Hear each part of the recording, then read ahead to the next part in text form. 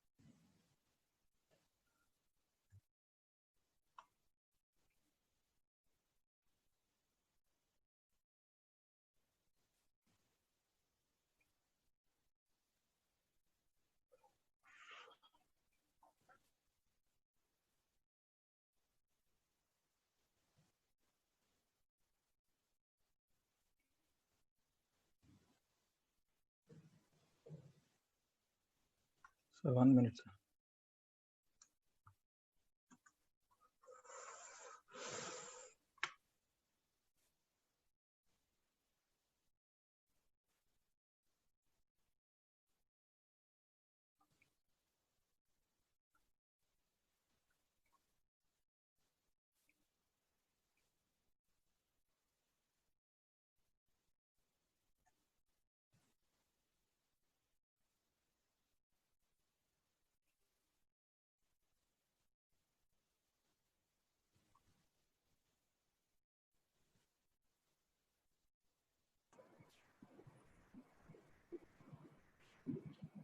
A warm good morning to one and all.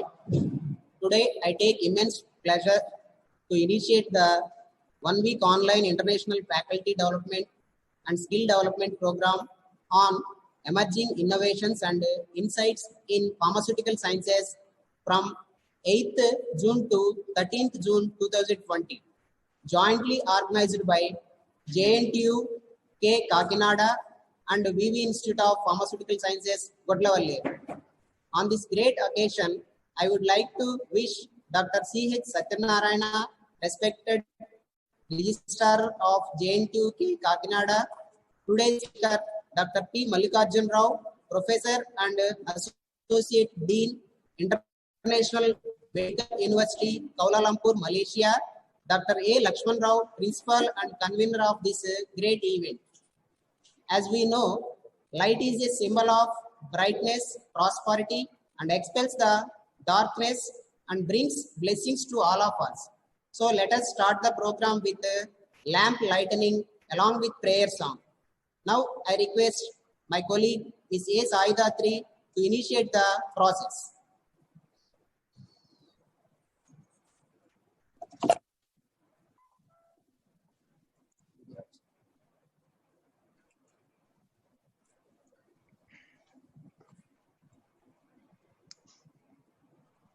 कुरुत्वं कल्याणम् आरोग्यं धनसम्पदः शुभं कुरुत्वं कल्याणम् आरोग्यं धनसम्पदः शत्रुबुद्धिविनाशाय दीपज्योतिर्नमोऽस्तुते दीपज्योतिर्नमोऽस्तुते शुभं कुरुत्वं कल्याणम् आरोग्यं धनसम्पदः शुभं कुरुत्वं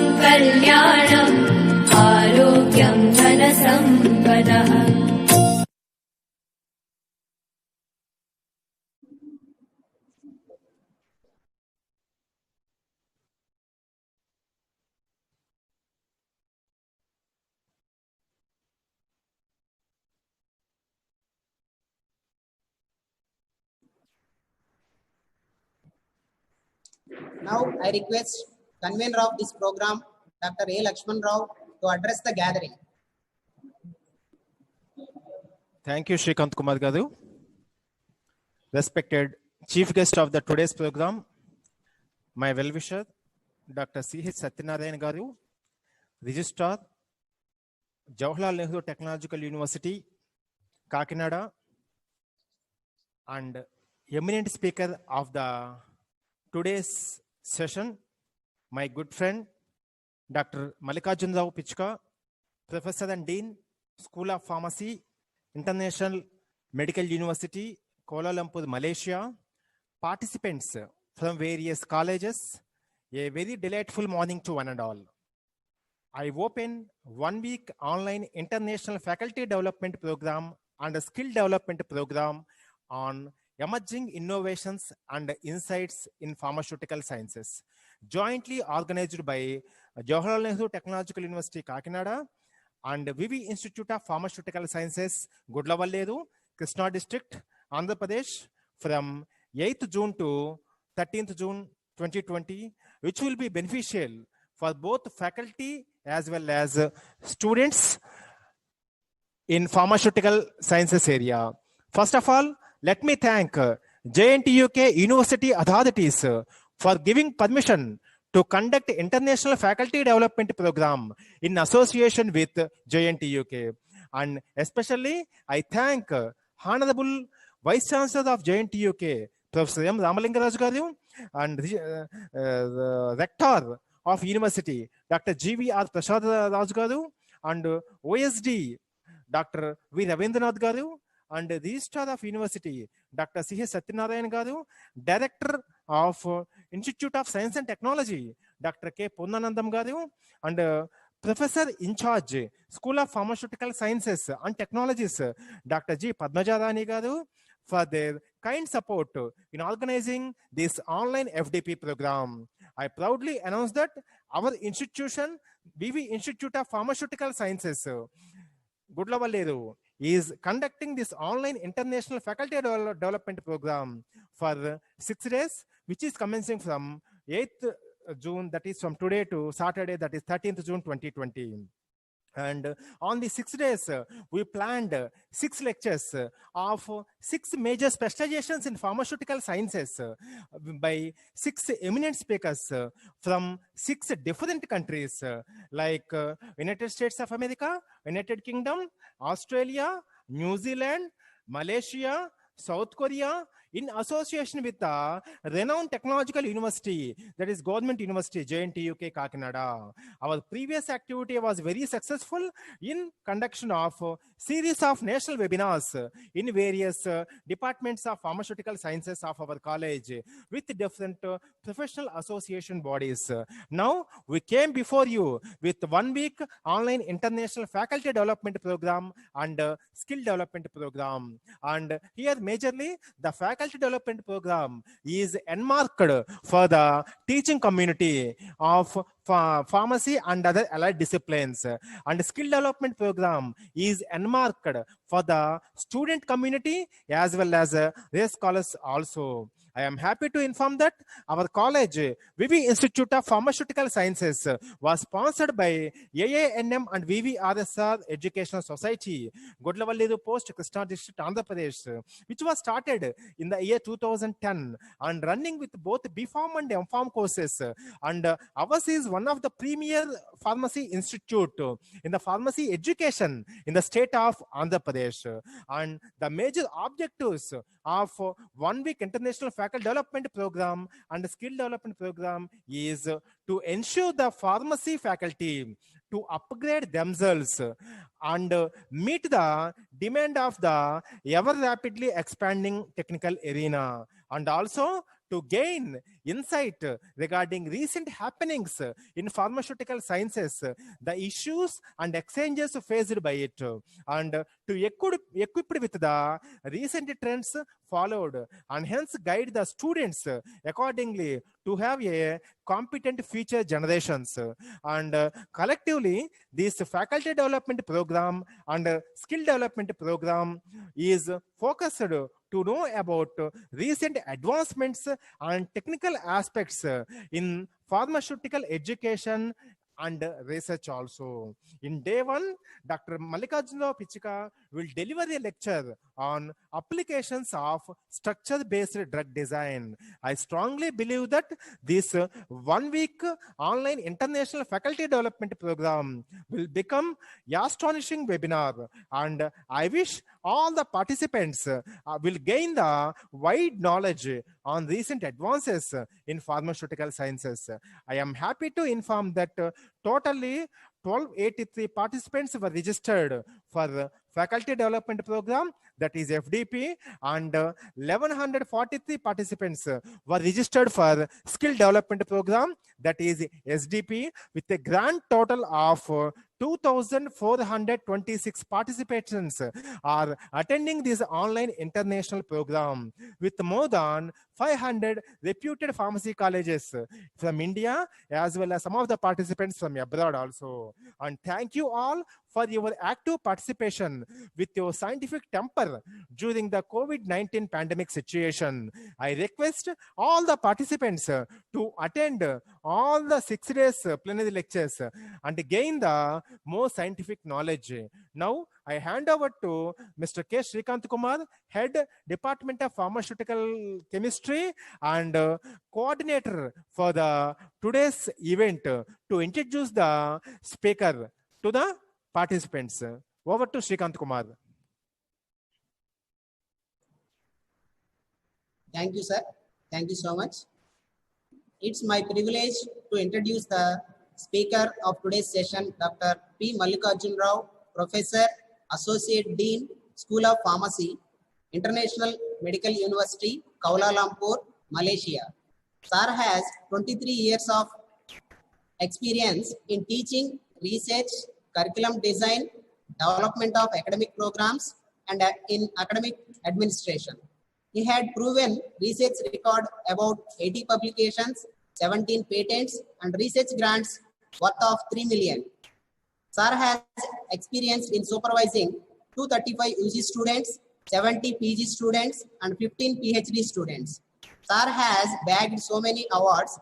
Sir awarded with Best Poster Oral Presentations in various international conferences, Best Teacher Award, and secured research grants from international funding agencies. Sir won several teaching innovation awards in e-learning methods, developing innovative curriculum, and best teacher. Sir has collaboration works with prestigious institutions in USA, UK, Europe, and Thailand. Sir has been doing few industry consultant projects with Pharmaniga, CCM Pharma, Oncogen, Novogen, InQ Pharma, Oro Pharma, etc. In that, 5 of patented products are in the market. Sir is an expert reviewer and editorial board member of many medicinal chemistry journals like American Chemical Society, Royal Society of Chemistry, elsewhere, Taylor's and Francis, Wiley, Bentham, and Bioorganic and Medicinal Chemistry. Now, I request Dr. P. Mallikarjuna Rao sir to please continue with the topic that is applications of structure-based drug design for the participants.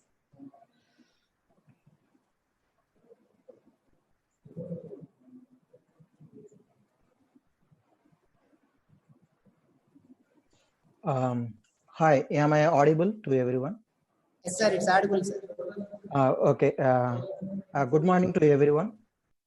First of all, I would like to thank the Professor Lakshman Rao, the principal of the VV Institute of Pharmaceutical Sciences, for arranging such a program. I know that it is very laborious, and it's about 1 week, with the title, The Emerging Innovations and Insights in Pharmaceutical Sciences. Okay. Good morning to all. I know that every one of us have lots of challenges in this COVID-19 pandemic. This COVID-19 has changed everything in everyone's life. It's not only the health, it's also the personal life, it is also the economy, it is also the way that we teach or the way that we receive the education. In fact, the way we do research, everything has been changed. Okay.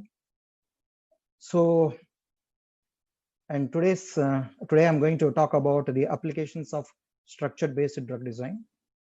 Since now the COVID-19 pandemic is the thing all over the world, then I thought that maybe I use COVID-19 as an example. Okay, how this structure-based drug design can be used, okay, to discover new drugs or vaccines or the repurposing of the existing drugs. Okay. So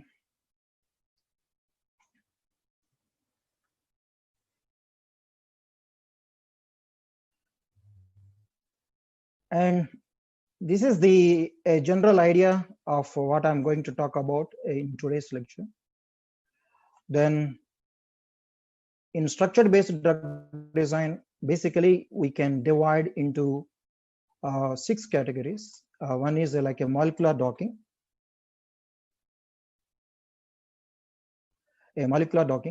and induced fit docking. The third one is a molecular dynamics. The fourth one is a fragment-based screening. And fifth one is a receptor pharmacophore modeling and also the homology modeling. Okay. Many people are aware of this molecular docking, and this is what many people use it.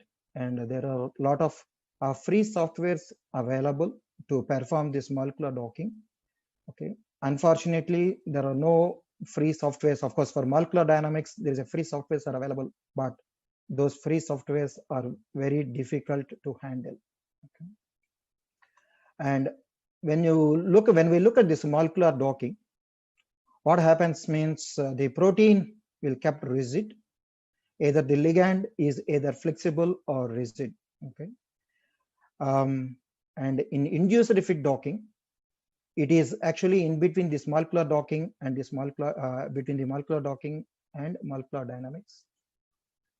In induced fit docking, what happens is the binding site of a protein around the ligand is flexible. Please note that the entire protein is not flexible.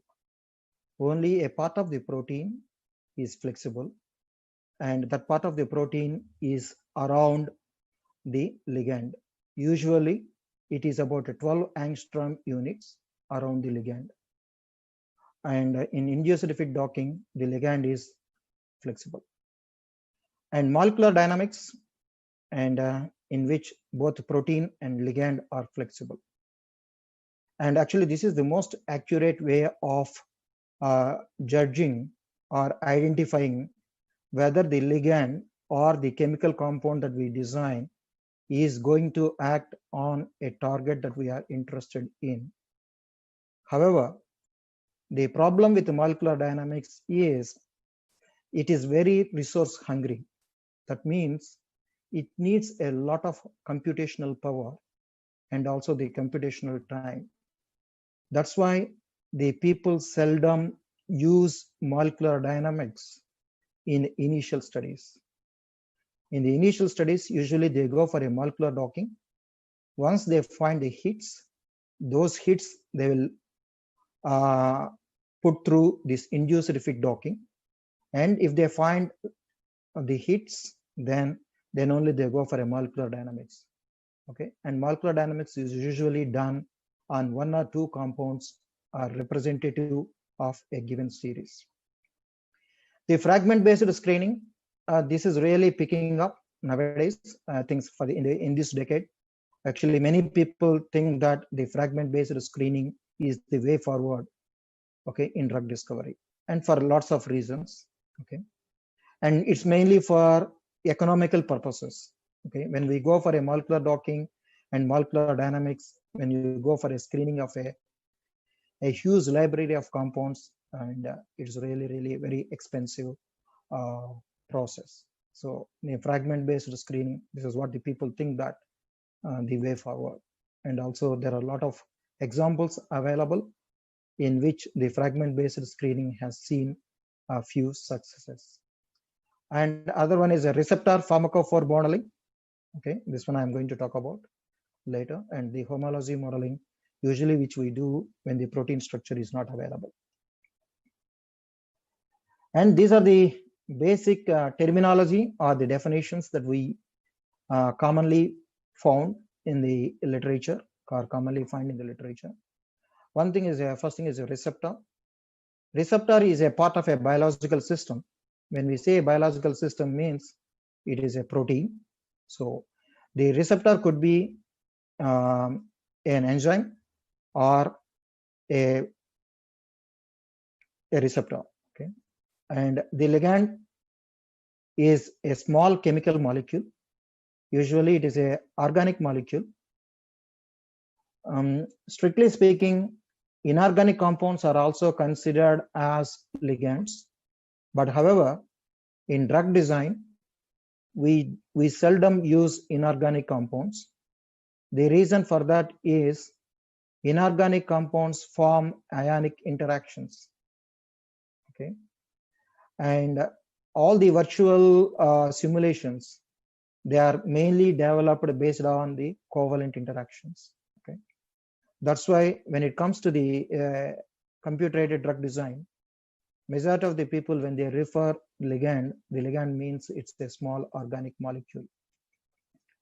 A docking means it's a virtual simulation process where the ligand is binding to a receptor. So how the ligand is binding to a receptor. Okay. And the binding mode, because when you look at the structure of a compound in a two-dimensional, it may look like a single conformation. But however, in a three-dimensional mode, actually you can see the compound in more than one conformation. Therefore, that means when you try to fit the molecule into the binding site, it may fit in a different ways. Okay, so that is called a binding mode. That means a same compound can sit into the binding site in more than one mode. Okay, and it is also called as a pose. Okay, or whatever the conformation that we are talking about the particular ligand, it is also called a pose. Okay, then a scoring. Suppose the computer-aided drug design or structure-based drug design is mainly used, okay, when you have a large database of compounds, because it's very difficult for us to screen all those compounds in a laboratory, because it's a very expensive process and also it is a very tedious process. That's why what the people try to do is, even before they synthesize the molecules, new molecules, okay, they will put the existing library, okay, library means a chemical library, into the binding site, and they will see that they look at the scores. Okay, different programs have a different scores, and in general across all the docking programs, you will find one scoring that is common, which is called as a docking score. Okay, simply it is called as a docking score. And if the docking score is negative, then we can say that highly likely the compound will sit into the binding site. Okay, the key point is the binding score should have a negative value. Okay, then higher the negative value, then you can say that highly likely that particular chemical molecule will bind to that particular receptor. Okay, so how do they calculate the scoring? And strictly speaking, it is called as, it is a free energy. Okay, and it's a Gibbs free energy change. Okay, and if the Gibbs free energy change is a negative, then we can say that the process of binding a particular organic molecule into the binding cavity is stable. Okay, so then what the scoring will count? Okay, what is accounted? Okay, in getting the score, there are all kinds of interactions, and it's mainly the hydrogen bonds. Okay, the hydrophobic and the van der Waals interactions. Okay, these are the three main forces that usually we talk about whenever, of course, there are other forces like a covalent interactions, as I said that there are ionic interactions. Okay, but these are the three main forces that usually the people will be interested in. Okay, it's not a thumb rule, but however, based on the observation so far, the hydrogen bond is the one that gives a specificity of a particular molecule binding to a particular receptor, and hydrophobic contacts are the ones that determines the potency of the compound, whether the compound is highly potent or less potent.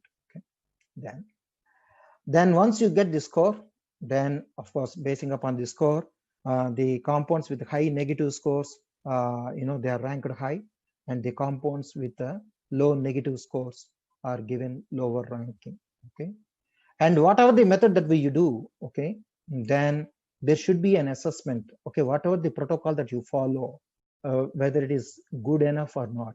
Okay, that's very important, because there are a lot of free tools are available, and there are a lot of commercial softwares are available, and it's very difficult to judge which algorithm or which program is good. Okay, here the funny point is a particular program may be good for one particular protein. That doesn't mean that that particular program is good for all the proteins. For different programs and different programs will give different results. So strictly speaking, what should we do is, if you are really serious about drug discovery and structure-based drug design, we need to perform this screening using all the programs, okay, that are available at our hand. Then you evaluate those protocols, and from that you decide which program and which algorithm is good for you. Okay. Again, I would like to emphasize, okay, the effectiveness of the program, that is docking program or algorithm, depends upon the nature of the protein, and also depend upon the type of chemical compound that we are interested in. So it's not right to simply follow a single algorithm and say that this could be a hit. Okay. Then when we come to the receptor, okay, then how do they identify the structure of the receptor? Okay, usually three techniques. One is X-ray crystallography, which is most widely used. Still, the people believe that this is the best.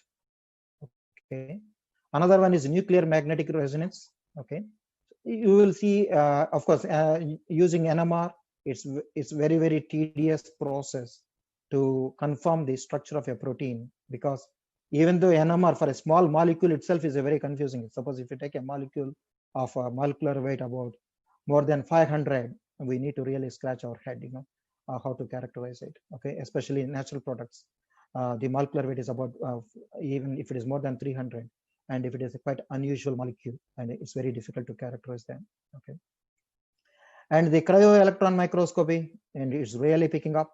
The people see that maybe it might be the one that may replace X-ray crystallography in future for various reasons.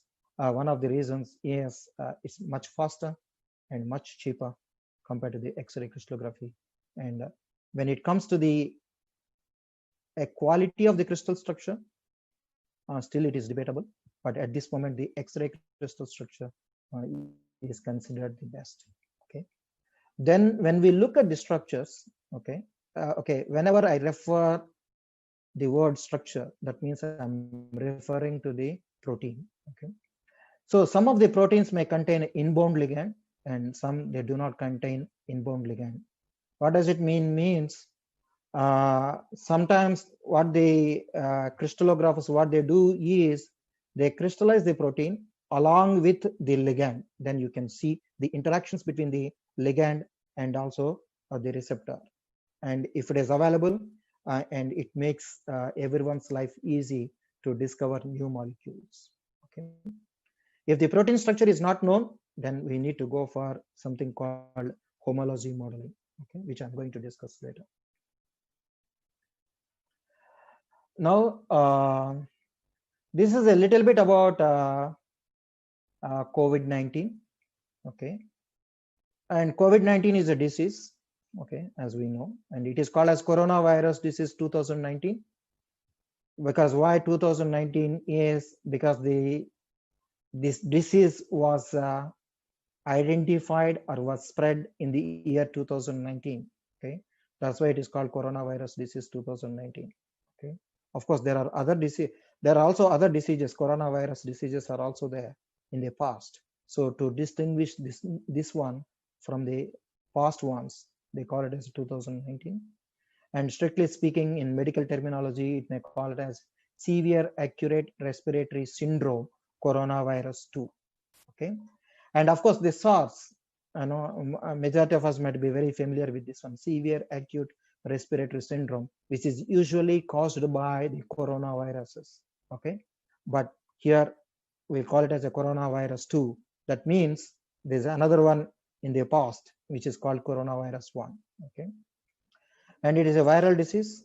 Okay, and the causative agent is, there are a few different names. Okay, and first this virus was detected in September or October. There is a bit of ambiguity.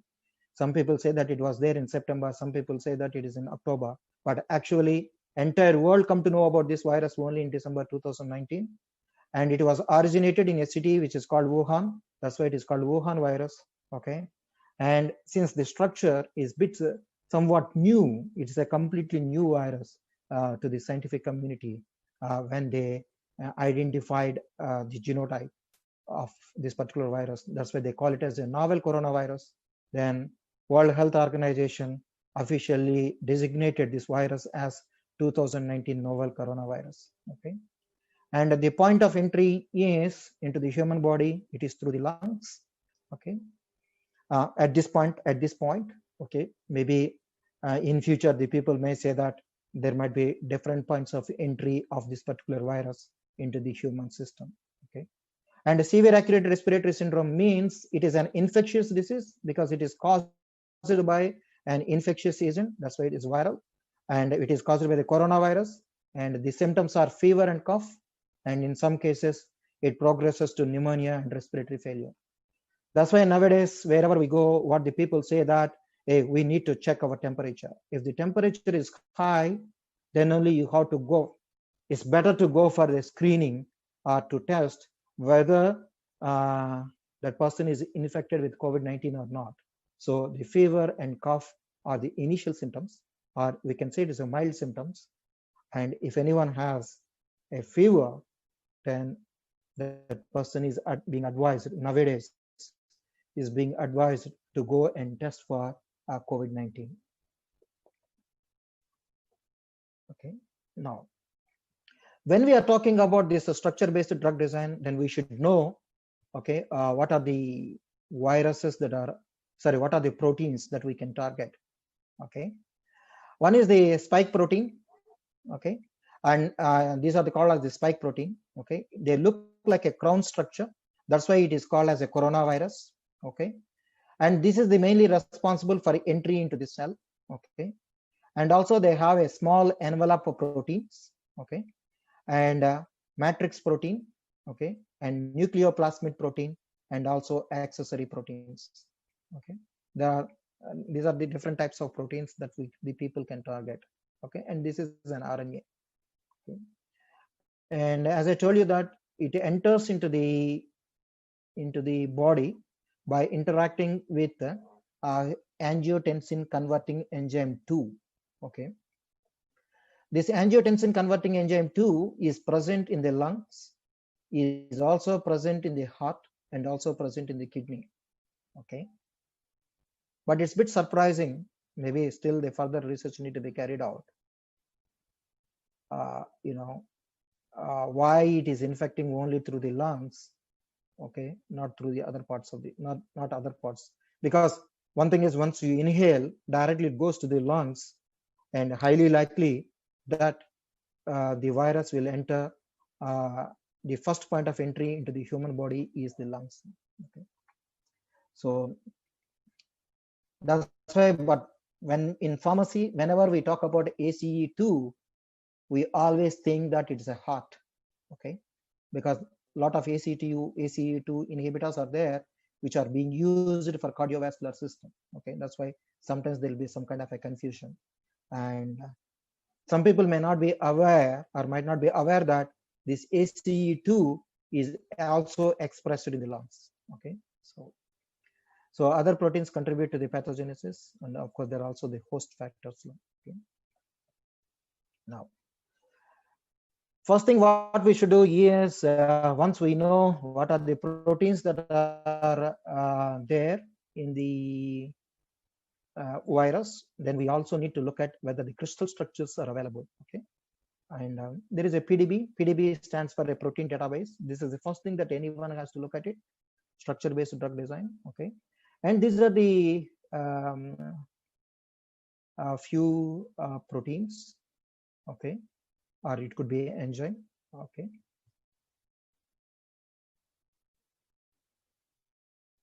Okay, and these are the PDB IDs, okay, and it's a bit surprising. Now, actually, you can understand, you can see that COVID-19 almost everything was shut down, everything was shut all over the world.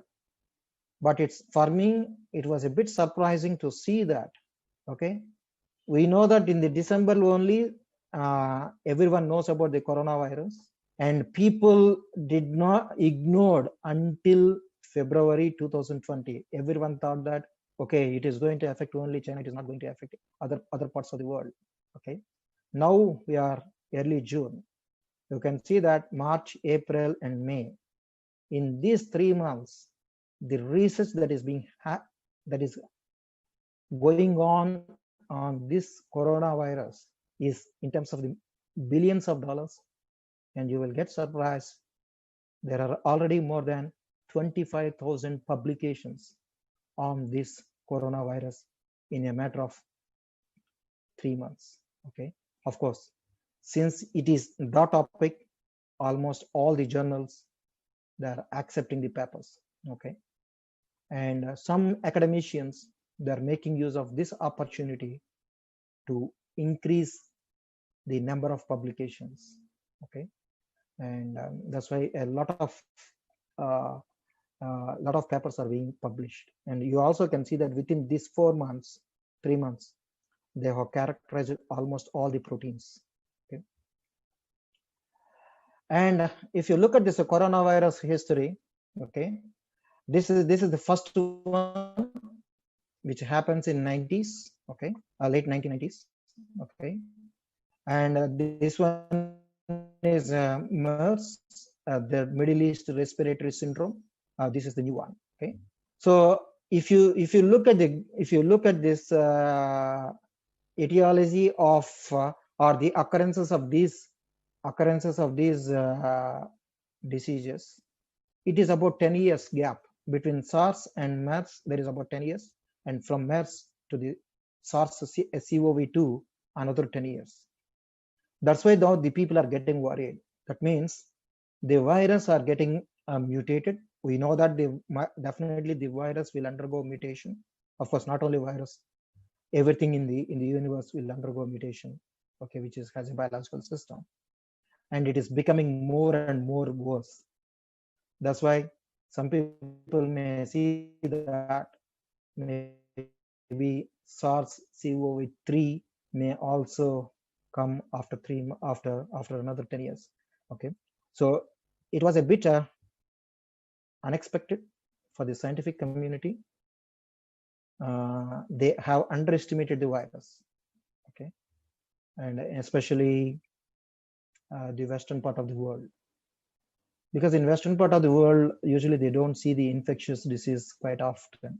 Okay, and their healthcare system is very strong, and you know that all the pharma big giants and R&D is happening only in the Europe.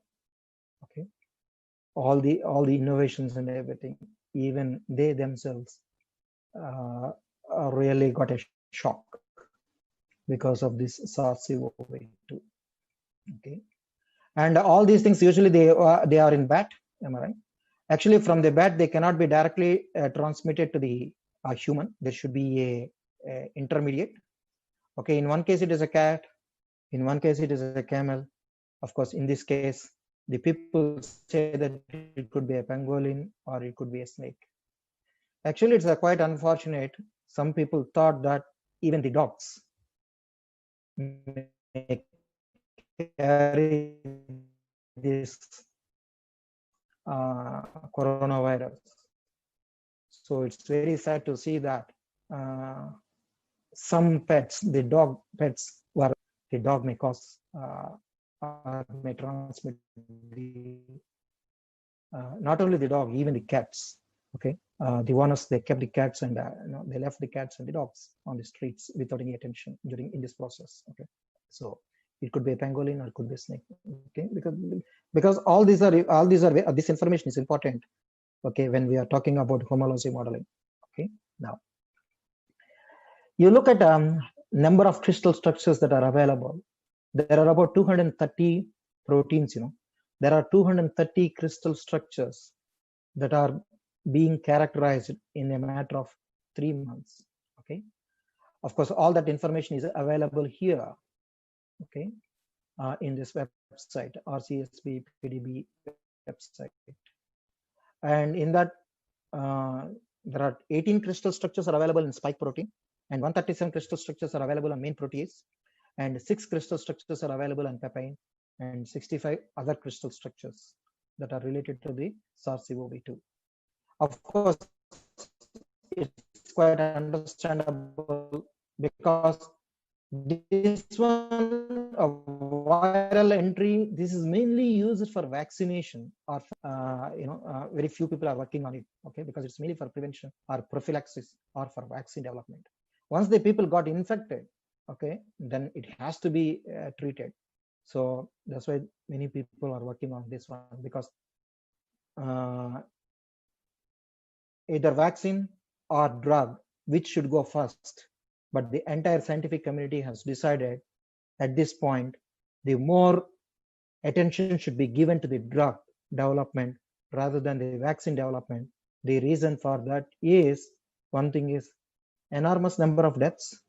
The third thing is enormous amount of expenses by different countries in managing these COVID-19 patients. Okay, that's why at this point, of course, both are going simultaneously, but main emphasis is being placed on antiviral drugs. Okay, of course, few trials are going on the vaccine and also the prophylaxis.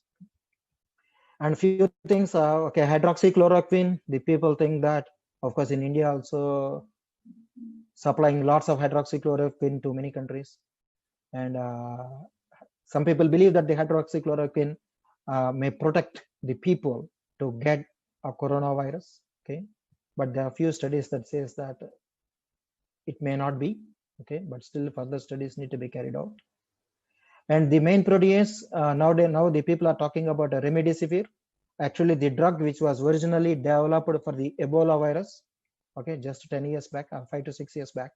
Now the people are finding it useful, okay, but not yet confirmed, not yet confirmed. So this is the website that what I'm talking, what I talked about, is RCSB PDB website. Then in that one you can get all the crystal structures that are available. Okay, and once you have the crystal structure, actually you can start doing structure-based drug design. Now, then the next question is, yeah, there are lots of protein, there are a lot of crystal structures are available. Then what crystal structure should I work on? Because even protease, let us say we focus it on protease. Okay, the protease contains about 135 crystal structures. Out of 135 crystal structures, and what crystal structure should I work on? And one easiest thing is they lower the resolution value. Okay, because once you go into that website, okay, definitely you will see a word a resolution, and you look at that resolution. If the resolution is lower, then that is considered as the better structure. Okay, that is the initial indication that you should look at it. Why is it so? Okay, because sometimes it is very confusing. Okay, higher the resolution, higher the quality in general terms. But in this case, lower the resolution, better the quality. The reason for that is, if you look at this slides, okay, these 6 pictures, okay, these are the 6 pictures of the proteins, crystal structure of the protein, having a different resolution: 0.62, 1.2, 2.2 angstrom units, and 5 angstrom units. Just to compare between 0.6 and 5 angstrom units. Here you can see a small spheres, okay, but here you will see a big tube. What does it mean? When you look at this sphere, that means the probability of finding this particular element, okay, is within this area, which is a small sphere. That means it's more accurate one. Whereas if you see this one, when you look at this big loop, that means the probability of finding a particular element larger area. So that's why it's very difficult to say that whether carbon is here or sorry, not carbon. Let us say you take a nitrogen. You don't know whether the nitrogen, suppose it's such a big one, so you don't know whether the nitrogen is on the right hand side or on the left hand side, or the nitrogen is or on the upside or the downside. It's very difficult. Okay, so if the resolution is high, if the resolution is small, then you can say that you are pinpointing where the nitrogen is. So that's why lower the resolution, better the quality of this structure. And now I think 3 years back, or maybe 4 years back, maybe 4 years back, they come up with this kind of a pictures that are available in the RCSB website. Okay, it gives you some kind of an idea. Says that, okay, this is not the absolute measure, but what you do is, if all these dots are on the blue side, then you consider good. Okay, let us say you have two different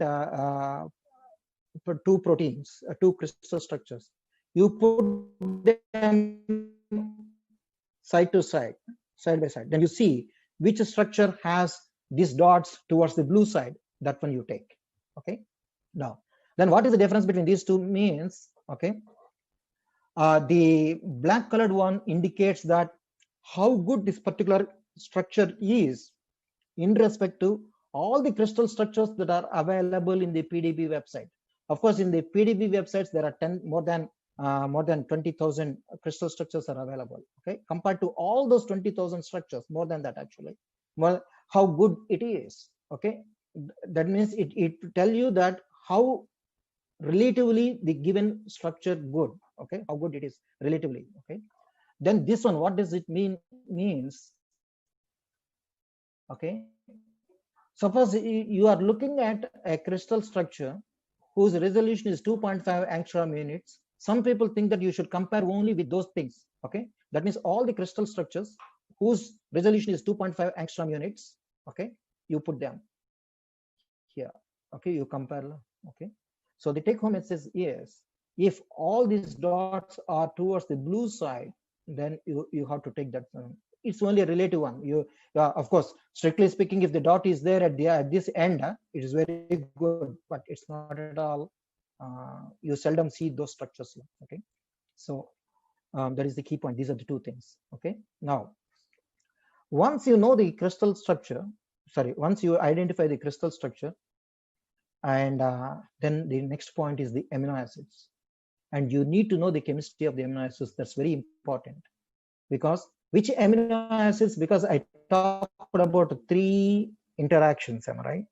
One is a hydrogen bond interactions, second one is a hydrophobic interactions, third one is a van der Waals interactions. So we need to know which amino acid will participate in hydrogen bond, which amino acid participate in hydrophobic interaction, and which amino acid participates in van der Waals interactions. Okay, of course there are many types of representation. Somehow I found this representation gives a comprehensive picture of this amino acid. Okay, so in total we know that the 20 amino acids, I know that's quite amazing.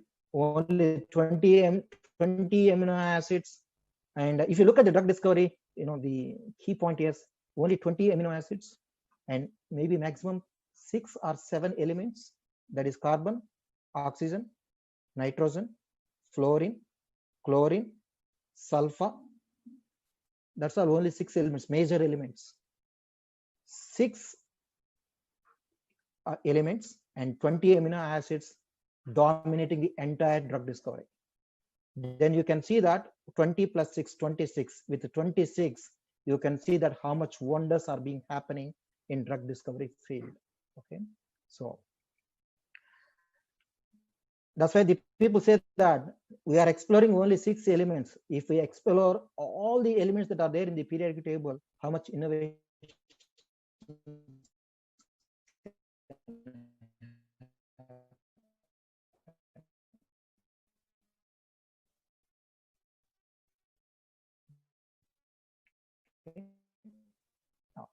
So of course, this is replied when it's acidic or basic, or it contains a hydroxyl group. Okay, a hydroxyl group or a sulfur containing group or amide group. Okay, and if you look at the nature of the circle, if it is a dotted one, then it is an essential. Essential amino acid means it is cannot be synthesized inside the body, so it should be present in this one. And if you look at the circular, it is non-essential. And this information is very key for us to understand what amino acids will participate, what kind of interactions. Okay, now when you look at this example of structure-based drug design, okay,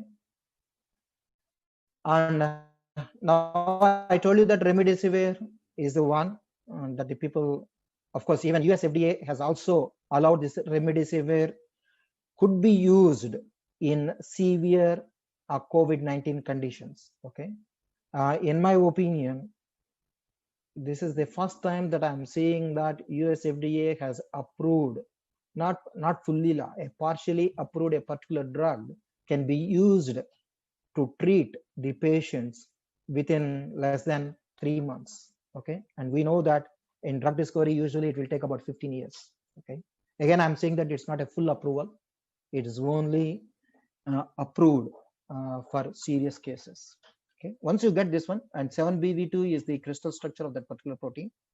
First thing what we need to know is we need to know how that protein looks like and how many chains it contains, and we also need to know a 3-dimensional structure of the molecule. Okay, and this is also 3-dimensional shape of the molecule, and you can see that to which it is forming a hydrogen bonding interactions, and all this one is freely available. If you go to the RCSB website, actually you can get all that information. You need not to buy any software. Okay, and of course for these two, this is done in a LigPlot. Okay, which is a free software. Sorry, yeah. Sir, excuse Yeah. me, sir. Yeah. Sir, please raise your voice somewhat. Okay. From the participants. Oh, okay. Sorry, yeah. No, okay. I'm talking about this remdesivir. Okay, so first what we should know is we should know how the protein looks like. Okay, then we need to know how this drug is sitting in this pocket. Okay, and this is the 3-dimensional shape of the structure, and here you can see that some kind of a dotted lines. These dotted lines indicates the hydrogen bond interactions. Okay, and all this information you can get from the RCSB website. Okay, it is free, and you need to visualize all these things. You can visualize for free. Okay, and the other thing is this particular structure is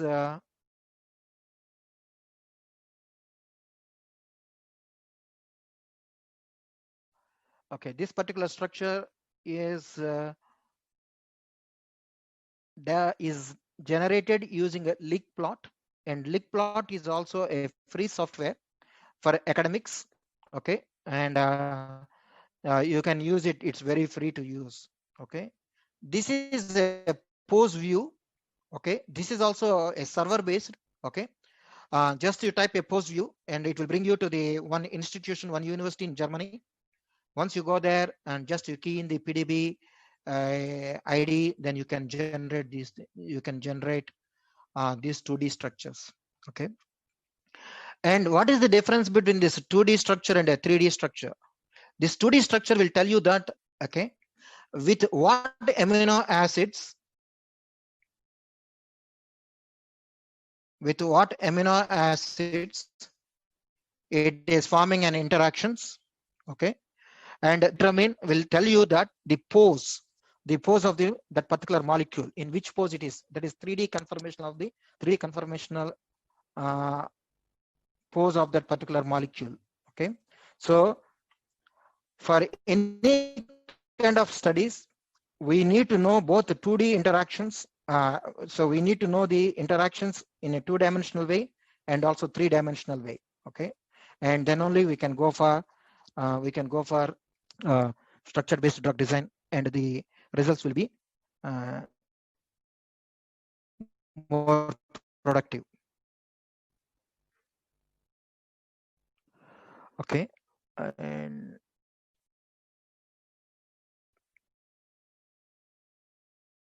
okay, and sorry, 1 minute. Okay, this is another crystal structure that is available. Okay, and here I should say that in the previous one I told you that remdesivir. But the problem with the remdesivir is it contains a phosphate group. Okay, so in structure-based drug design, okay, because here we need to think all these things in a structure-based drug design. Remdesivir compound is an antiviral compound. Very good. Okay, it has shown some preliminary positive encouraging results in coronavirus 2. Okay, good. Then can we take that remdesivir as a starting material, okay, to go for a drug discovery, okay, using a computational aided drug techniques? It's not so straightforward. The reason for that is, one reason is remdesivir is a prodrug. Okay, the second thing is it contains a phosphate bond. Okay, and as I told you that whenever it contains a phosphate bond, it's very, very difficult for us, for computational people to find to make it better, because it's an inorganic compound. Hello, sir, Lakshman. Hello, Lakshman.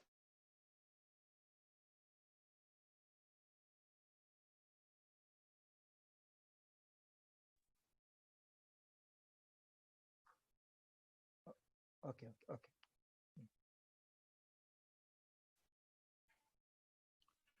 Okay, so I think you all got this point now. Even though remdesivir is a antiviral molecule, even though it has shown promising results in COVID-19, but from a computational aided drug discovery point of view, it's a bit challenging to progress further using remdesivir as a template.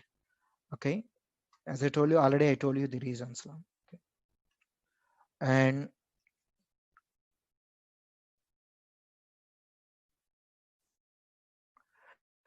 that's why if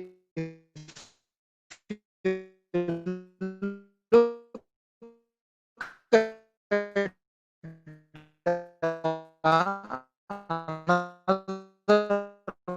oxygen, of course, sometimes we love to have a sulfur. Okay, and in total, if you look at that 1, 2, 3, 4, 5, 6, 7, 8, 9 hetero elements are there. And also we like heterocycles, because we believe that the heterocycles play a promising role in drug discovery. So it's a nice molecule you can play around. And also it is also easy. It is also easy for us to replace this particular thiophene moiety. Okay, to replace this phenyl ring with bioisostates. Okay, so this is the structure. Okay, and you can see that how nicely it is fitting into this cavity. Okay, so once we know the inbound ligand, so it makes everyone's life easy, because you can define that ligand as a binding site. And usually what happens is, of course, you can decide whether you want a 5 angstrom unit space around the ligand. That is quite common one. but some people, they can go up to 6, 7, they can go maximum up to 12 angstrom units. And what is the reason? What does it mean? This 5 angstrom units or 12 angstrom units, why it should be only 5 angstrom units? But there are few people, they go for only 3 angstrom units. The reason for that is for the hydrogen bond to form, okay, the distance between the two elements should be less than 3 angstrom units. Strictly speaking, some people say that it's over 2.54 angstrom units. Okay, in majority of this thing is 2.54 angstrom units. Whereas the hydrophobic interactions can go up to 4 to 5 angstrom units. And sometimes the pi-pi interactions can go beyond that. Okay. And since the hydrogen bond and the hydrophobic interactions are the most prominent interactions, that's why the people prefer to define the binding site whose size is 5 angstrom units around the ligand, That's the reason. Okay. So once you have that, then you make the things easy now. So in a structure-based drug design, if inbound ligand is present, it makes life easy. Okay. Suppose if the inbound ligand is not there, okay, let us say you see this spike receptor binding domain. Okay, this is virus. Okay, and this is the angiotensin converting enzyme. Then you can see there is some kind of interactions between these amino acids. Okay, serine 19 of the spike of the angiotensin converting enzyme 2 is binding with alanine 475. Okay, so like aspartic acid, glutamine, and all these things. So here the thing is we don't know the we don't know or we don't have the inbound ligand. So in this case, how should we carry out the drug discovery? Because we know that ALA 475, okay, ASN 487, and glutamic acid 484, they play a key role in binding to the angiotensin converting enzyme 2. Okay, so in that case, what should we do?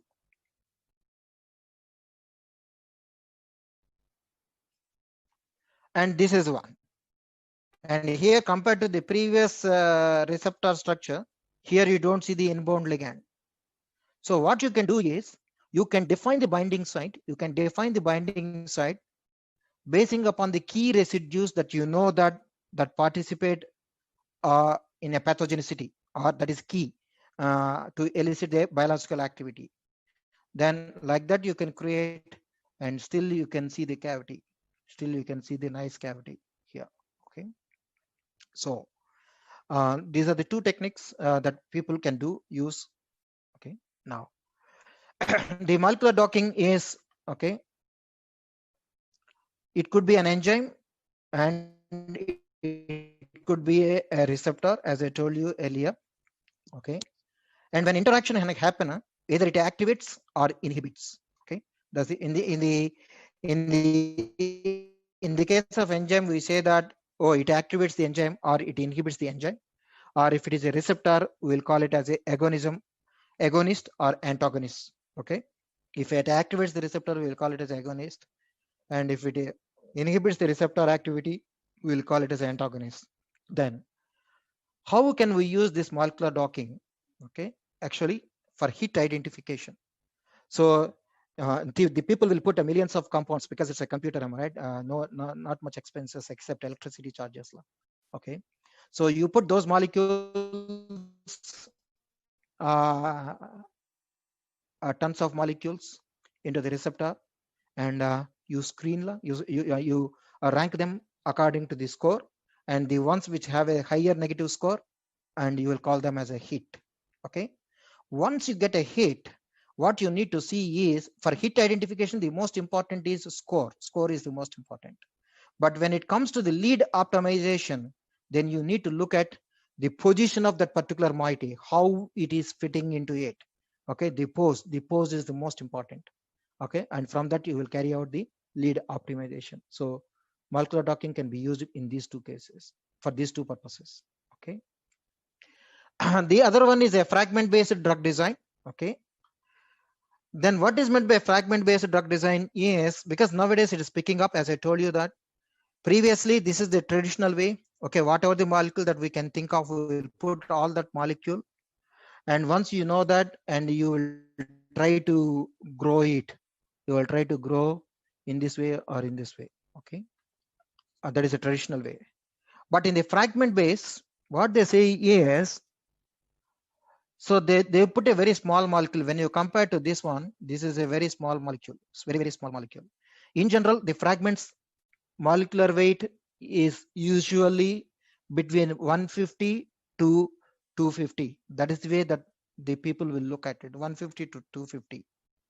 Whereas in this case, usually the molecular weight is more than 300, more than 350, up to 500 if you look at the Lipinski rule of 5. Then what is the difference between these two? Okay,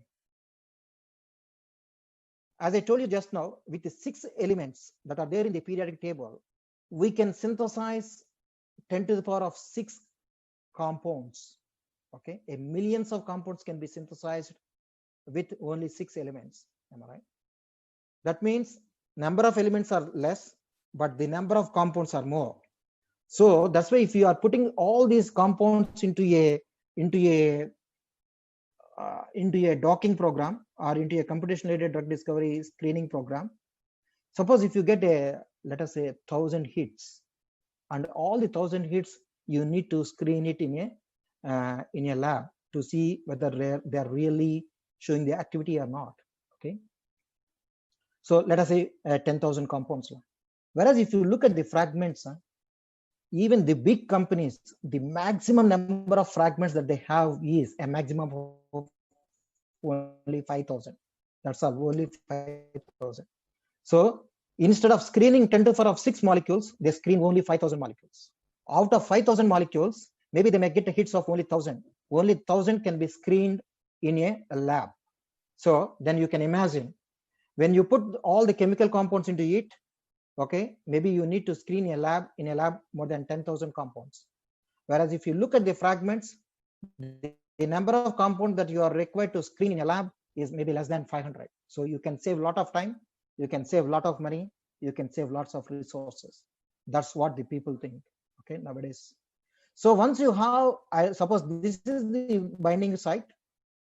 Okay, let us say there are 3 binding pockets, and this moiety is sitting here, this moiety is sitting here, and this moiety is sitting here. Okay, then what you can do is, and actually you can combine, it is called as a fragment growing. Actually you can combine these. Okay, or suppose if there is a gap between these two, then you can put some kind of a link. This is called as a linking.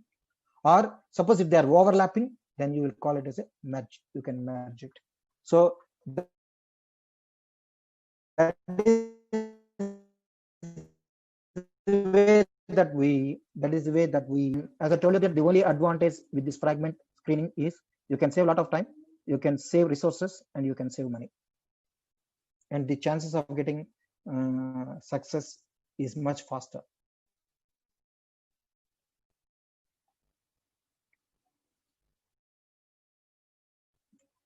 Okay, now when we come, how can we use this fragment based drug discovery into COVID research? Okay, and these are the amino acids.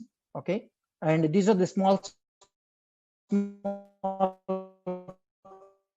fragments. They are sitting into a binding cavity. It is forming a hydrogen bond with glutamic acid 166. Okay, and also histidine 163. Okay, and here you can see that glutamic 166 is there, histidine 163 is there. Okay, that means what? Both compounds, even though they are different, you know, of course, in this representation you may say that they look very similar. Okay, one is a cyclohexyl pyridinyl ethanamide, another one is a phenyl pyridine 3 urea. Okay, you see the structures here. Okay, but of course you can say that this is a fragment, you know, or you can say the pharmacophore. Sorry, you can see that they look very similar. They look very similar. That's why they are binding to the same amino acids, and which we will call it as bioisosteres, whatever maybe thing. Maybe here this cyclohexyl ring is replaced with this phenyl ring, okay, and here this CH2 is replaced with nitrogen, okay. That's why you see that, that's why there is a concept called bioisostate, and this is the classical example where you can see they look very similar within the binding site, but their chemistries are different, okay. If you look at this one, am I right? This is the previous one that we discussed, am I right? Now you look at this one. This is now, okay, histidine 41 is there. Sorry, 1 minute. Yeah, sorry, I skipped this slide. Okay, histidine 163, glutamine 166. Okay, this one I covered. Okay, this one glutamine 163, this histidine 163, and here there are completely two different amino acids. Okay, then what you can see that, okay, these two we need to put it in a three-dimensional shape, and to see what is the difference between these two, is there any gap between these two, or they are overlapping with, whether you use a fragment growing or fragment linking or merging, fragment merging. Okay, we can do it. And this is another moiety. Okay, again the histidine 41 is there, and it is forming the GLN 189, and here again GLE 166 with histidine 41. Okay, so in this way you can see how the fragments are sitting into the binding pocket. Okay, these are the things, these are the various fragments that are reported in the literature. Okay, and some of these molecules are sitting like this in the binding pocket. Okay, then you can see that, suppose if you look at these two, maybe you need to merge, because you see that the logical thing is, maybe I may link this fragment with this fragment. Okay, but here there is nothing, am I right? Maybe I need to put a big linker. Of course, I need to see that all these fragments need to be tested in a laboratory to see which fragments are really showing the activity. Okay, but by looking at that simple examples, okay, and you see that majority of them are are concentrating here and also this pocket, but only one molecule is sitting here. Maybe it may not be so good, it may not be that much important. So once you get this idea, then later on you can go back to the bench and you can see that how you can synthesize, how you can connect these dots. Okay, now this pharmacophore modeling. Okay, and the pharmacophore modeling, in order to put it in a simple terms, okay, there are two types of modeling. Please don't get confused. Pharmacophore modeling is based upon the ligand, and also is basing upon the how the ligand sits inside the receptor. Okay, that's very important. So here what we are talking about, the pharmacophore modeling means the pose. That means we develop the pharmacophore basing upon the pose of the molecule, the pose of the compound within the binding site. Okay, a set of structural features in the molecule that is recognized at the receptor site and is responsible for the molecule's biological activity. So even for this also we need to know the we need to find out the crystal structure in which the inbound ligand is present. Okay, and what are the structural features that we look at? We look at either steric or electronic features. Okay, that is necessary to ensure the optimal supramolecular interactions. Okay, and of course this is the general definition. I will explain in the next slide. Okay, again you look at the 6Y2Z. This is also another molecule. Okay, antiviral compound. No, not antiviral compound, which the compound which is deposited in the protein data bank. And this is the interactions. Okay, I put it in a simple way so that it's easy to understand. And you can see that it is forming a hydrogen interactions with this histidine, glutamic acid. Okay, and also and ASN. Okay, and phenylalanine. Okay, the amino acids. Okay, so what I do is, when I look at this one, maybe I use this particular term because it's easy for you to see. I can see that, okay, this moiety is important in a molecule. Just my interconnect net connection is, okay, this one, okay, and this one, and this one, interactions, okay. Apart from this is forming a hydrophobic interactions. This is forming a hydrophobic interactions. So if you take out this molecule, of course, I took out this molecule from this protein and I put it here. And I know that, okay, of course, if you see that this is a hydrogen bond donor, okay, this is also hydrogen bond donor.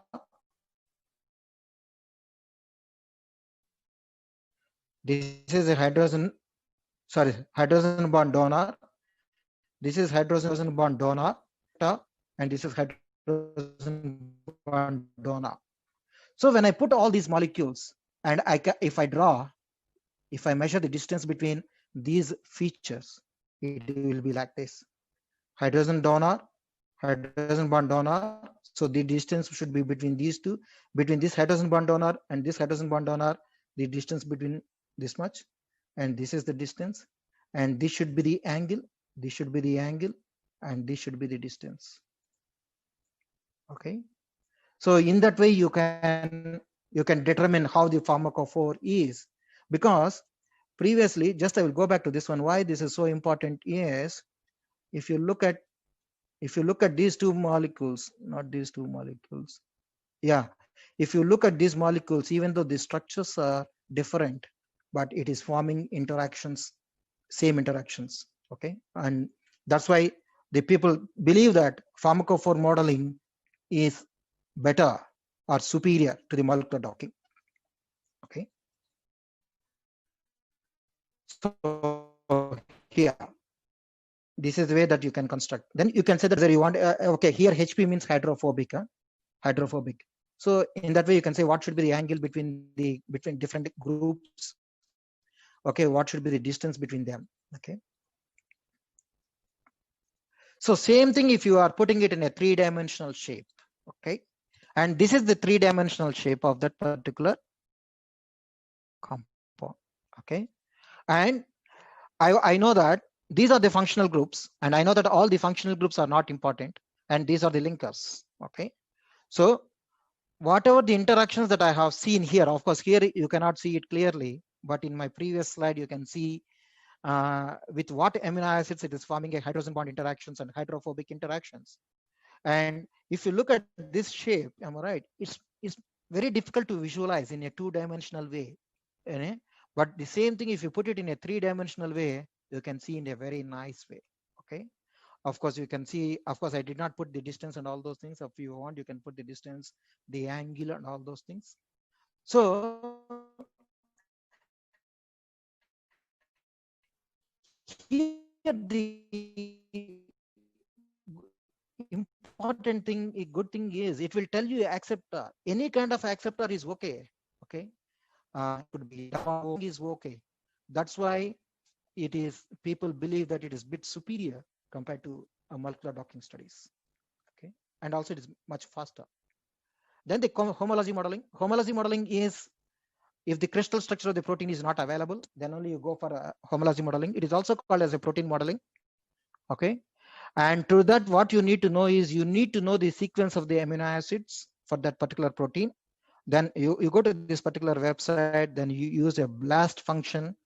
Then you can find protein crystal structure, which is very similar to our target one. Okay, and later on you can go to this particular website, and it is free. And actually you can key in. Of course, in the case of COVID-19, actually we don't need, because all the crystal structures are available. So of course, at the beginning, in the month of January and February, and few people really worked on homology models. But from February onwards, people started crystallizing it. And I think by the end of April, and many people are could able to crystallize all the proteins. Okay. If you look at this example, I will try to put it in a simple way. Okay, I have shown you an example in my I talked about this one, MERS. Okay, I talked about this SARS. Okay, and this SARS is the first one, and MERS is the second one, second episode, and this is the third episode. Okay, at the beginning, what happens is, because these things already there in the literature, the crystal structures are available for these SARS-CoV and MERS-CoV.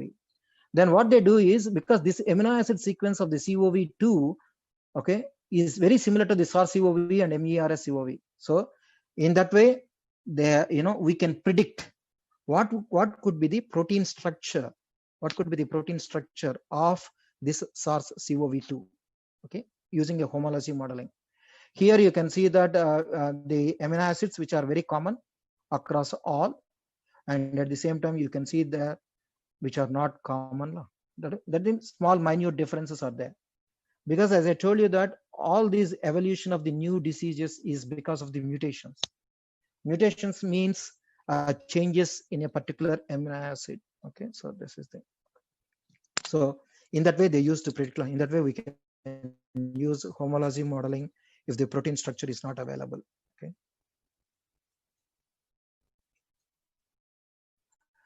Then of course, now if you look at all the possible proteins that are there in coronavirus is already available, everything. Okay. Now only thing is what we need to look at, that is the most important thing. But all the entire genome of the SARS-CoV-2, the crystal structures are available. The protein crystal structures are available. Okay. Now, then we talked about these things. Is very good. Okay, there are a lot of things are there. Then what should we do?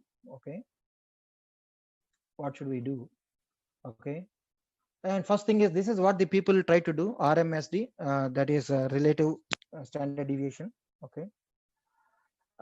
Between the poses of the inbound and local ligand. That means already in a crystal structure, there is a pose of the ligand. Then what we do is we'll dock it again, and we will see that both are having a similarity or not. Both are similar or not. If they are similar, then you can say that your docking program is quite good. Suppose if the molecule is like this, and whatever the molecule that you docked, that means same molecule if you dock, if you are sitting it here like this, then you can say that whatever the docking algorithm you did is very good. Suppose if it is sitting like this, okay, and there is a huge difference, then it's not good. Okay.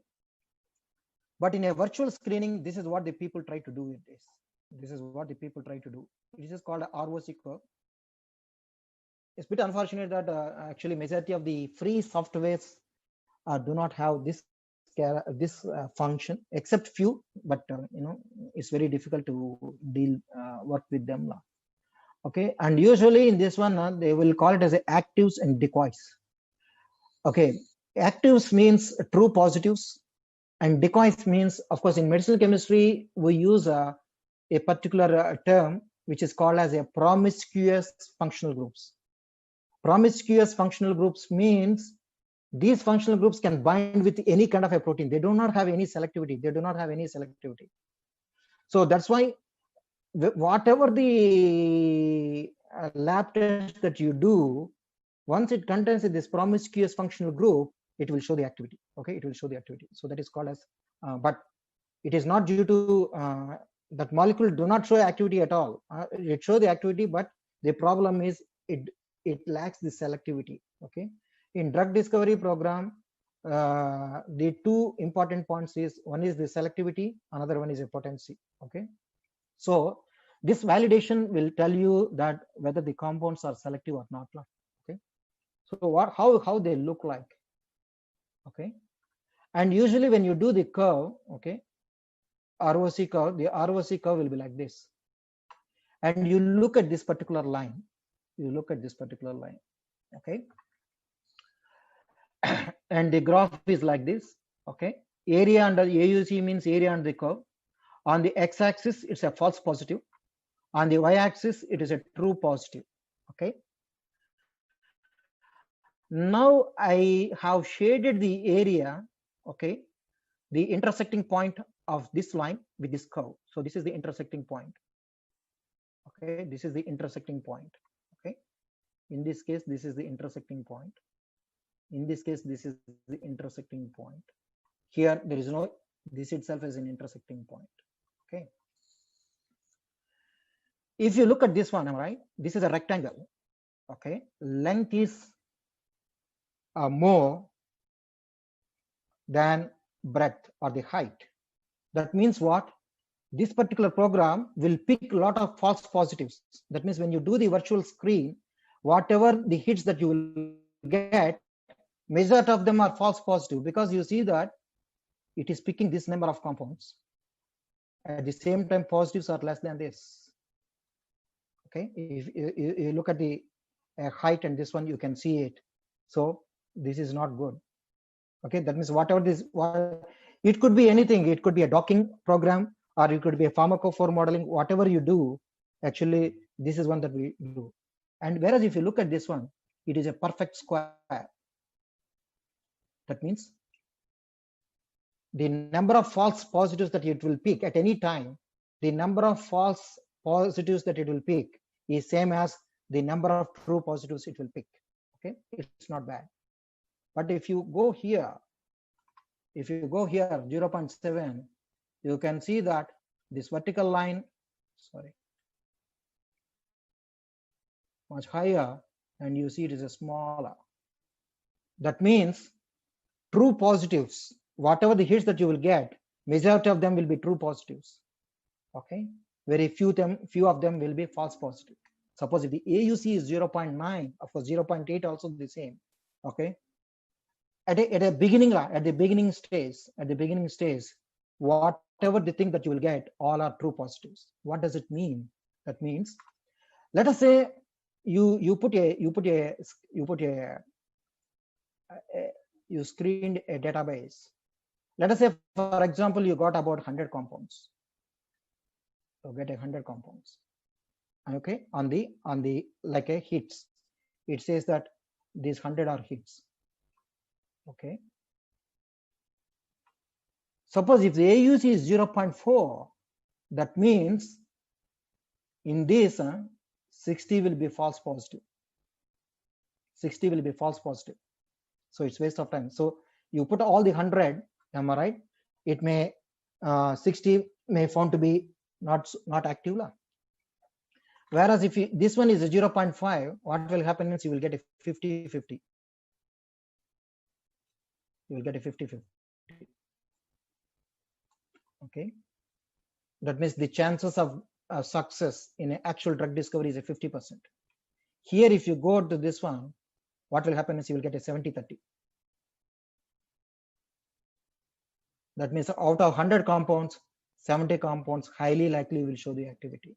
Whereas in this case, 90-10. Okay. So this is the important, because in a drug discovery, we don't want to waste the time. Am I right? That's why, and it could be used for any kind of a algorithm, for any kind of a structure-based drug design platform that you use. Okay. Okay, and of course, she is my colleague, and she is the one who helps me in doing molecular modeling. Okay, and of course, these are some systems that we use. Okay, and she helped me in preparing the slides, and also in performing few docking studies. Okay, and whatever the pictures that you have seen in my slides, okay, especially docking, receptor pharmacophore, all those were generated inside our lab. Okay, even though we are not going to the lab, we are doing it online. Okay, and of course, I would like to thank my institution. Okay, IMU, International Medical University. Okay, and we offer health sciences programs. medicine, pharmacy, dentistry, chiropractic, alternative medicine, and also we do pharmaceutical chemistry, biomedical sciences, medical biotechnology. Yeah, and we have a partner universities, about 25 partner universities. No, sorry, about 35 partner universities in UK and Northern America and Australia. Okay, yeah, because I need to talk about IMU because I'm representing IMU. So it's not about marketing my university. It's only to acknowledge my university in which this particular work has been carrying out. Thank you. Okay, if you have any questions, I think that's all.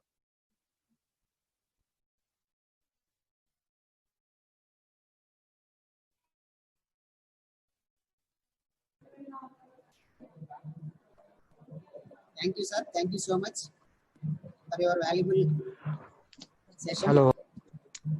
Thank you, sir. Thank you so much for your valuable session on applications of structure-based drug design. And most of the participants, they are aware of what molecular docking techniques and fragment-based drug design and drug design linked with COVID drug remdesivir and hit to lead process. And all the points are very nice, sir. It is very informative.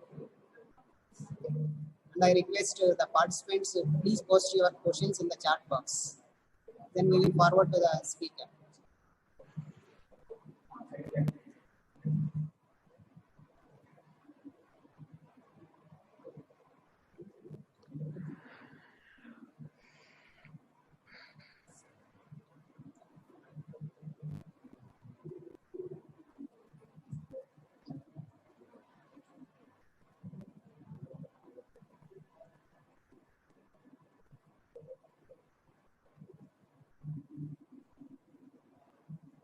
Sir, one question from the participant. Yeah. So the drug design linked with the COVID drug remdesivir, that is only the antiviral drug, or that can be proceeded with any other antiviral drugs? It can be proceeded with any antiviral drug. Okay, of course, I'm not getting there. Even lepistenovir, ritonavir, and the combinations, the people are using it. Okay, but I did not see. I may be wrong, but I did not see any crystal structure available in the PDB that contains other antiviral compounds. Okay, I did not see. Okay, but there might be there, but I did not. But we can proceed with any other thing. Yeah. Okay, sir. Thank you, sir.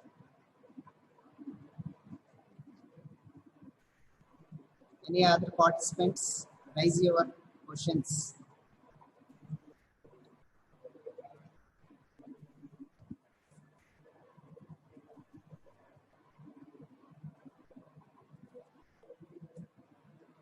So next question from the Dr. Rushi Verma.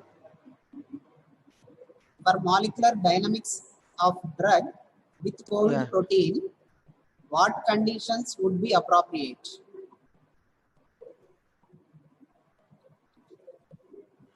What conditions means physiological the conditions of the molecular dynamics, what? How we run the molecular dynamics. For molecular dynamics of the drug with the COVID protein, Okay. what conditions would be appropriate?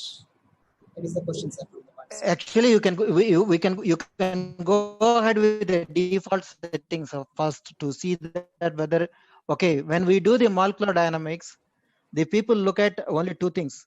Okay, how long it is sitting into that particular cavity. Okay, and how strong that binding is. Okay, how first thing is the strength. The second one is the stability.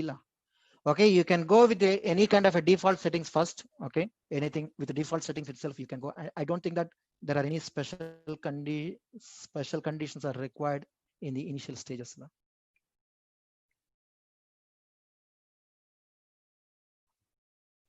May I know that did I answer your question?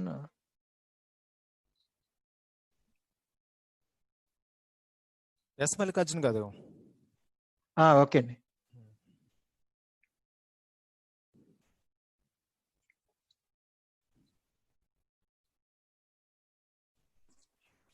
The next question: Yeah. are ACE inhibitors are to stop who are taking those medication during this pandemic situation? Okay. Theoretically, actually, when COVID-19 outbreak was happened, everyone thought that the ACE inhibitors. Okay, we know that the people above the age of 65 are, the death rate is very high. Okay, and especially the people who have a cardiovascular diseases are dying very fast. Okay, so that's why the people that might be taking ACE2 inhibitors, angiotensin converting to enzyme inhibitors. Okay, and one of the side effect of the ACE2 inhibitors is they induce ACE2 in lungs. That means the availability of the ACE2 on lungs will be higher. That's why everyone thought that, okay, this is only at that point it was only an assumption based on the observation. What is the observation? The people above the age of 65 and had a past history of the cardiovascular diseases, the death rate is high. Then they linked this ACE2 is might be highly expressing. That's why they're highly susceptible.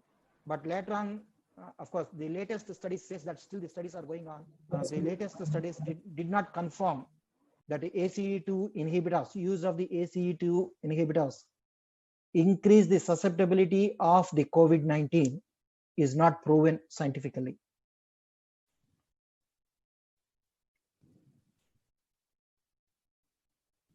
Is my answer clear? Yes, sir. Next question: vaccine versus antiviral drug, which you think best among of those? Okay. At this point, okay, see, in order to protect, already we know that the people are dying. Okay, so first you need to stop. Okay, that's why in drug discovery the people are going for an antiviral drug. That is the first thing. And the second thing is, later on we need to protect ourselves. Until that point, I think we cannot shake hand with each other.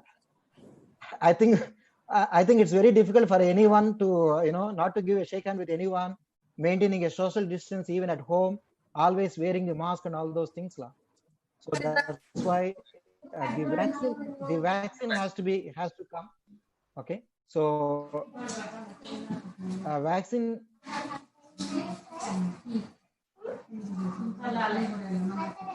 And vaccines are required. Hello, vaccines are required for us to be free from this social distancing, and antiviral drugs are required, okay, to prevent the death rate. Yeah, that's why both are essential. Only the timelines are different. Okay, sir. Another participant, Dr. Vinod Pawar, wants to ask a question, sir, directly. I will unmute. Yeah. Good morning, sir. Hi, morning. I want to ask about the ACE2 receptors entries for the coronavirus. Yeah. There are some hypotheses that these ACE2 are absent in childs. So I want to ask about this thing. Sorry, ACE2 inhibitors? ACE2 receptors are absent in children's. So the coronavirus cannot be entered easily in the children's. No, it's not. Okay.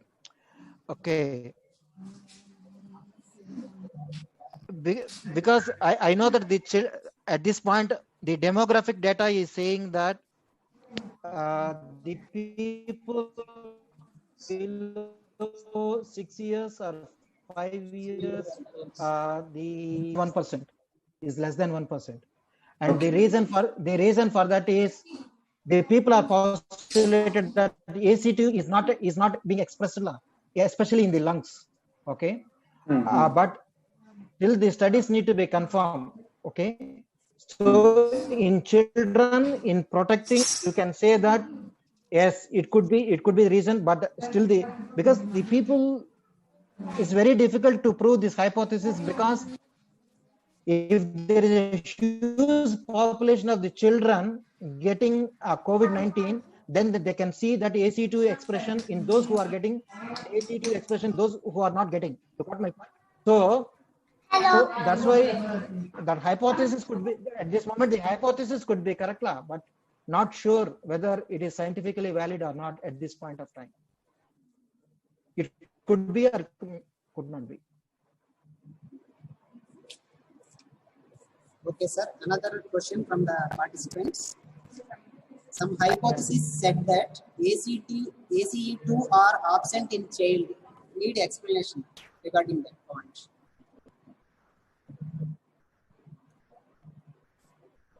Yeah, I think most likely, yes. Okay, but at the same time, we cannot conclude that not all the children do not express ACE2. There are few people who can express the ACE2, depending upon the genetics. But highly likely, yes. The answer is yes. Next question, sir. Why we are not able Okay. Okay, sorry. Going back to the previous question. When we say that ACE2 is not expressed in children, that doesn't mean that precautions need not to be taken in the case of children. Okay, so I want to make it very clear. Still, they need to take the precautions. Children also need to take the precautions. The parents really need to take care of the children. So next question. Okay, you are asking another question. Sorry. Yes, sir. Yes, sir. Why we are not able to prepare the vaccine if we know the detailed structure of the COVID-19? That's the funny part of the drug discovery. Okay. Okay. Actually, one thing that what we need to know is it shortens the discovery. Yes. Okay. It doesn't mean that the computational aided drug discovery can provide a solution for each and everything. It's not. Okay. And a computational aided drug discovery can tell you that what kind of a molecule can show the activity. Yes, it can tell, but at the end, it has to be synthesized somewhere. Someone has to synthesize. Okay. So suppose if you take that one, by this time, entire world should be disease free. It's not at all possible. Okay. But the only thing that what we can say, that is a big puzzle. That's a really big puzzle, because when human genome was a project was completed, everyone thought that the human beings are going to be disease free, but it's not the case. So yeah, it's a different ball game actually. Okay, sir. Next question. Any hope in the radiopharmaceuticals utilization for COVID-19 detection?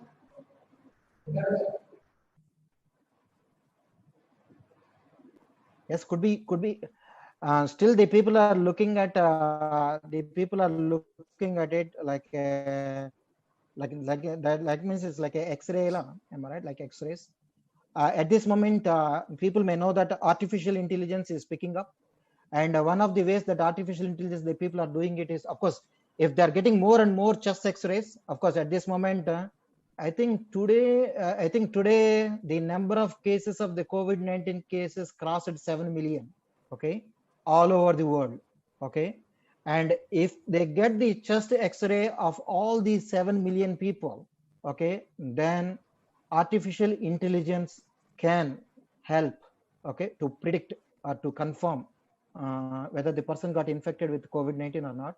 Of course, when you look at the radiopharmaceuticals, yes, theoretically can be used, but in this particular case, especially when the immunity is very low, okay, I'm not sure how effective it is going to be. Next question, sir. Yeah. Which functional group of and compound is more effective in binding with the COVID protein so far from the studies?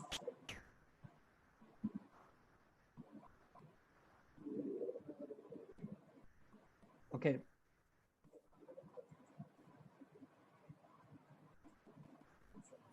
That one very difficult. That one is very difficult to say. Which functional group is responsible for this one? Because the number of biological tests, okay, I know that very recently only we concluded there are only 137 compounds only has shown the activity in vitro. There is no single compound that has shown activity in vivo. And before going into that one, even the people are questioning the validity of the test model. Even the test model is itself, the people are asking lots of questions. Okay. And of course, if you look at my colleagues, I told you that Kit K. Marks LinkedIn post, actually, she is being posting the antiviral compounds that are being reported so far. Okay.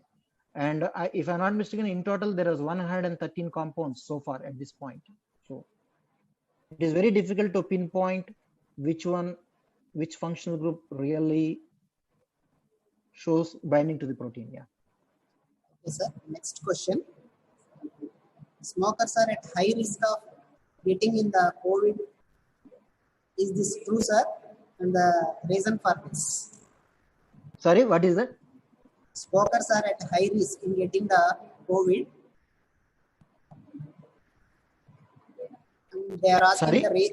smokers. Yeah. Smokers are at high risk in getting the COVID. What is the reason? Yeah.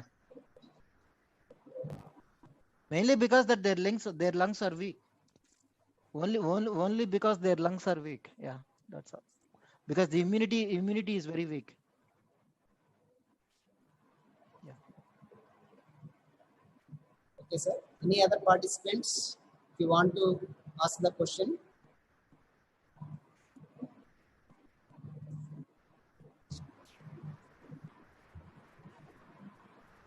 You can ask.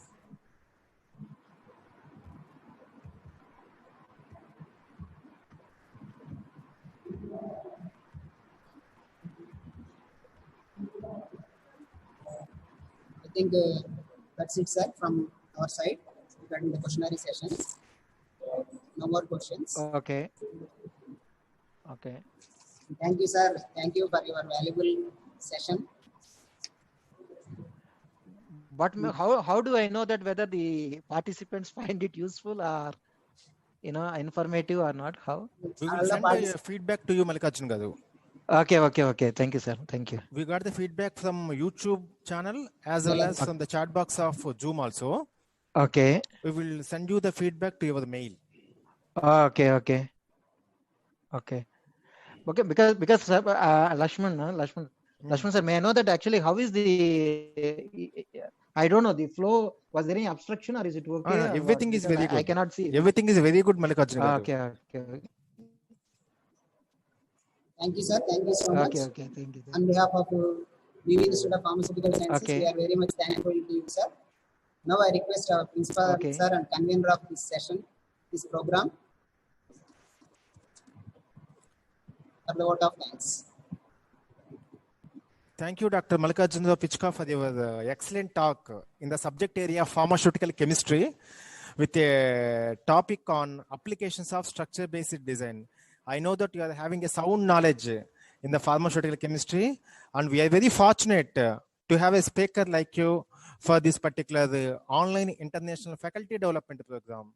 You covered all the areas related to structure-based design and drugs related to COVID-19 and steps in drug discovery and the screening methodology and homology models and everything you covered in a very vast manner, and hope all the faculty and students, participants have gained the knowledge for the today's session. And on behalf of VV Institute of Pharmaceutical Sciences, I would like to take this opportunity to express my sincere thanks to my good friend, Dr. P. Mallikarjun Rao, for sparing his valuable time for being with us on this particular international webinar. I especially thank all the participants for your active participation. And let me thank my colleague, Mr. K. Srikant Kumar. He is the head of the pharmaceutical chemistry of our college, and he is a coordinator for today's session and for the good coordination. And we value your presence with us and look forward to your continued support tomorrow also. And tomorrow, the day 2 session starts at 9:30 a.m. sharp. The subject area of tomorrow's session is pharmacology, and the speaker for tomorrow's session is Dr. Koteshwar Nalamolu, College of Pharmacy, California Health Sciences University, United States of America. He delivered a lecture on ischemic stroke, novel therapeutic targets. And thank you, one and all. Have a nice day. Thank you, sir. Thank you so much. And I request all the participants, those who are unable to fill the feedback form from the Zoom link chat box, you can fill the feedback from the YouTube description box. So it will be active up to 5 p.m. of today. So don't worry about the feedback. The feedback link, it will be available even in the YouTube description box. Thank you. Thank you all for your active participation in the first day of 1 week online FDP and SDP. Thank you. Thank you so much.